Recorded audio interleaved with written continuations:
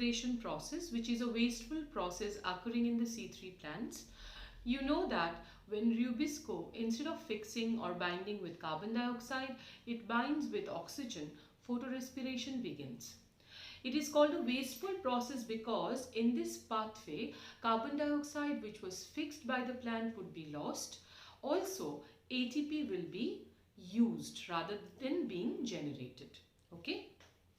Now, photorespiration is the process in which the plants, in the presence of light, the plants were supposed to do take in carbon dioxide and give out oxygen, isn't it? But during photorespiration, plants would start taking in oxygen and giving out carbon dioxide.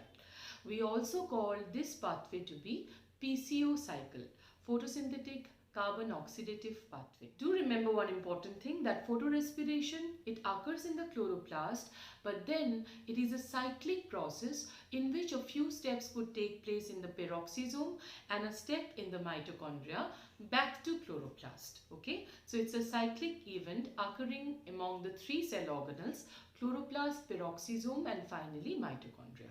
Okay, so let's see what is the mechanism all about. See, during photorespiration, rubisco will be fixing oxygen, not carbon dioxide. So oxygen plus RUBP together this time will form 3-phosphoglyceric acid and 2-phosphoglycolic acid. Fine. The 2-phosphoglycolic acid under the action of water and phosphatase enzyme will be forming glycolic acid and phosphoric acid. This glycolic acid, like see, these two steps are happening in the chloroplast. Fine. Now, glycolic acid will be transported to the peroxisome where it will be oxidized to form glyoxylic acid and hydrogen peroxide. The hydrogen peroxide being highly toxic, it would be immediately neutralized by the enzyme catalase into water and oxygen. Alright. Now, the glyoxylic acid will undergo transamination reaction where it will combine with glutamic acid and form glycine and alpha ketoglutaric acid. Okay, so these three steps are happening in the peroxisome. Now, the glycine, 2 of glycine will be combining with NAD+, which is a decarboxylase step because here carbon dioxide will be released. And this is the only step happening in the mitochondria. Okay. So, 2 glycine and NAD+ together will form serine, ammonia and carbon dioxide will be released where NADH will be formed. Okay. Now, the serine will be again taken back to peroxisome where it will undergo another round of transamination reaction to form hydroxypyruvic acid and glutamic acid. Fine. Next, hydroxypyruvic acid plus NADH will undergo a reduction step forming glyceric acid and NAD+. So these two steps are again happening in the peroxisome. Finally, the last step will be happening in chloroplast where glyceric acid plus ATP undergoes the formation or conversion into 3-phosphoglyceric acid and ADP and PI will be released. Okay, so this is the entire pathway of photorespiration in which the 2-phosphoglycolic acid is converted again to 3-phosphoglyceric acid where carbon dioxide is lost and ATP is also being used rather than being generated. That's why photorespiration is a wasteful process. Alright, so do remember this, that it is only going to be suffered by C3 plants. C4 plants do not suffer from photorespiration effects. Okay, and mostly because in the high temperature habitat, in the tropical habitats, in the tropical plants, they are going to be the most biggest sufferers of photorespiration. So now let us discuss the last part of the photosynthesis chapter, that is Blackman's law of limiting factor and factors affecting photosynthesis. So now let us discuss the last part of this chapter. We'll start with Blackman's law of limiting factor. See, photosynthesis is a highly complex biochemical pathway, and why? Because it is dependent on not one or two, rather various factors. The rate of photosynthesis would depend on light, will depend on water, temperature, carbon dioxide, chlorophyll content, and so many factors, right? Now, according to Blackman, he suggested in 1905 that whenever a highly complex biochemical pathway is going to be conducted, whose rate depends on many factors, the factor which is least available will be termed as the limiting factor. Okay? And only by increasing its magnitude can the rate of the reaction be increased. Say, I'm going to make you understand this by a very simple thing. Say, suppose photosynthetic rate depends on many factors. Say, carbon dioxide is available to the plant by the magnitude of 10. Don't take it literally, but I'm just making you understand here. For water, suppose it is available 20. Say for chlorophyll, it is available 30. For light, it is available 40. Likewise, the factors are going to be there. Like temperature, it is going to be available, say 50. Okay? So all the factors are available in different amount, isn't it, right? Now search out here which is the least available factor to the plant. Of course, that is carbon dioxide. Right now, carbon dioxide, you can see, is the least available amount, right? So we will consider this to be the limiting factor. And only by increasing the availability of carbon dioxide, we will see that the rate of photosynthesis will increase. Okay, but then there is a important fact for you to remember here. Now carbon dioxide, suppose you are increasing it. You are increasing it from 10 to 15, 15 to 20. Likewise, you are increasing it. After a point, you see that now even if you are increasing the value of carbon dioxide, the rate of photosynthesis is no more increasing. Okay? Why? Because now carbon dioxide is no more the limiting factor. Right? You have already made it available to the plant at its maximum amount. Now beyond that, the rate of photosynthesis will anyways not increase, because now something else might have become the limiting factor. Okay? Now suppose water has become the limiting factor. So in that case, now which factor will you have to increase? To increase the rate of photosynthesis, you have to increase the amount of water. So after you keep on increasing the amount of water also, when water will reach its maximum amount, beyond that, water will no more be able to increase the rate of photosynthesis anymore, because now water will also not remain the limiting factor anymore. It will be shifted to some other factor, say chlorophyll content. Understood? So according to Blackman, at one time, only one factor can behave as limiting factor. At one given time, two factors simultaneously cannot act as limiting factor. Is that clear? Fine. So let me read it out once to you. See, if a chemical process is affected by more than one factor, then its rate will be determined by the factor which is nearest to its minimum value. It is the factor which directly affects the process if its quantity is changed. Alright, do remember this, and I hope all of you have understood this. Now let us discuss factors affecting photosynthesis.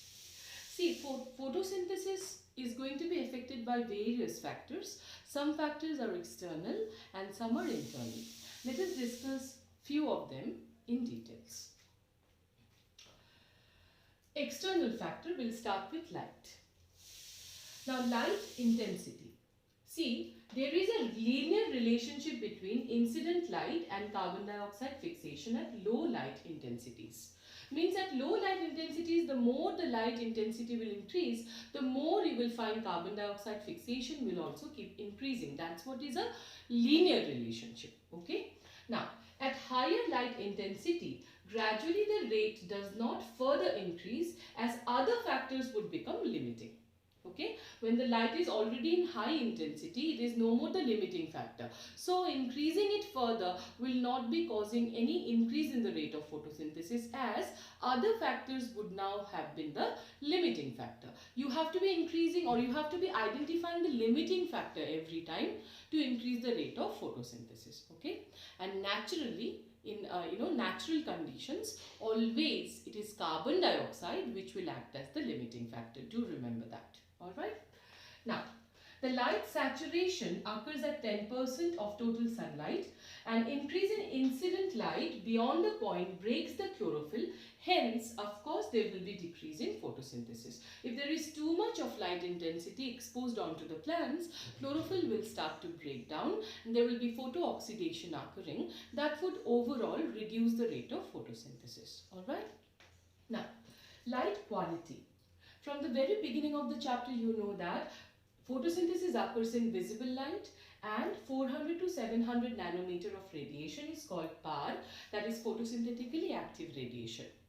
In this again, it is red light and blue light which will be maximum favoring photosynthesis, with green light being the least. Okay. Next, duration of light. Duration of light does not affect the photosynthesis as such. It does not affect the rate of photosynthesis, but it affects the overall process. Alright.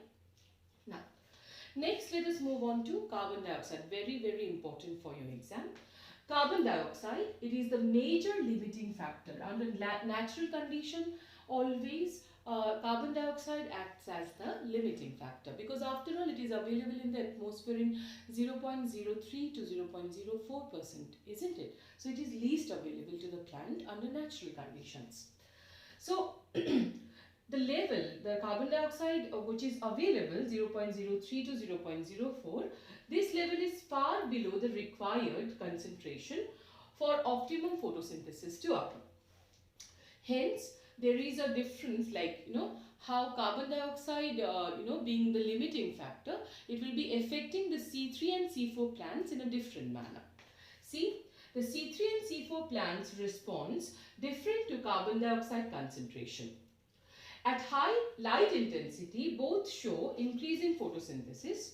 For C4 plants, it will show saturation at 360 mul per liter parts per million, whereas for C3 plants, it will be beyond 450 mul per liter ppm. Thus, it is limiting to the C3 plants. Now, for photosynthesis to take place, carbon dioxide, of course, is very, very important a factor. But then, it being the limiting factor, it will be obviously affecting the rate of photosynthesis at the maximum. Okay. But C3, C4 plants, they will respond to carbon dioxide concentration differently, as because for both the plants, the fixation of carbon dioxide is done by different enzymes. As because peptidase has very high affinity for carbon dioxide, that's why C4 plants, they will be having, carbon dioxide optimum for them is going to be much less in comparison to C3 plants. Okay, that's why carbon dioxide being a limiting factor, which I'm telling you, it is mostly going to be limiting for C3 plants, not for C4 plants. Okay, so for C3 plants, carbon dioxide will be limiting factor, not for C4 plants. But this situation is very rapidly changing, because see, due to carbon dioxide being emission, or carbon dioxide emission being happening all the time, as because greenhouse gases increasing in our surrounding, one of them being carbon dioxide. If carbon dioxide increases in the atmosphere, in that case the C3 plants, for them it will be they will be able to flourish, they will be able to grow, or they will be able to conduct photosynthesis much more efficiently. But then the spatial adaptation of carbon dioxide concentration, which has been done in the C4 plants, they will then start suffering. Okay, so the situation can be reversed anytime because of this continuous pollution that has been happening. Alright, next. As C3 plants respond to higher carbon dioxide concentration by showing increased rate of photosynthesis leading to productivity, this has been used to grow greenhouse crops like tomatoes, bell pepper, etc.